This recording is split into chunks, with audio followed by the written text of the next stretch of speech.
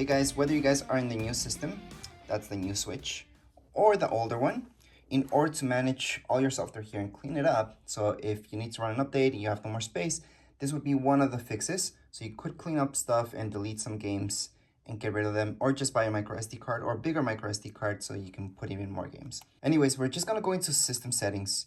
In system settings, we're gonna scroll down until we see data management. Under data management, just scroll down, manage software. Inside of here, you're gonna see what's taking up so much space. So in this case, we're gonna delete some stuff. So for example, I do see that my system memory, I only have 3.7 gigs of free space, which is nothing. So in order to gain more space, I do have to delete some stuff. So I'm gonna delete this one. So I'm just gonna tap right there. I'm gonna go on and delete the software. Now what happens if I delete a game that I purchased? Nothing, everything's in your account. I can just re-download this later on if I want to play it.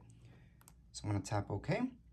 So right now, as you guys can see, my free space moved on to 10 gigs, which is still not good enough. So I have to delete even more stuff. So I'm gonna go on and delete this as well. Delete.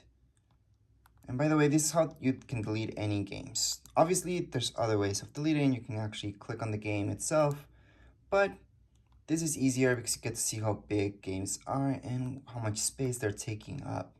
So there we go. We just did all that. And down here below, we're gonna see that all these are not really installed games. So that's why they're taking up 0 megabytes. But as far as this video goes, we are all done. Anyways, if you guys have any comments, questions, you guys can write down here in the comments area. Don't forget to subscribe and rate. Thank you.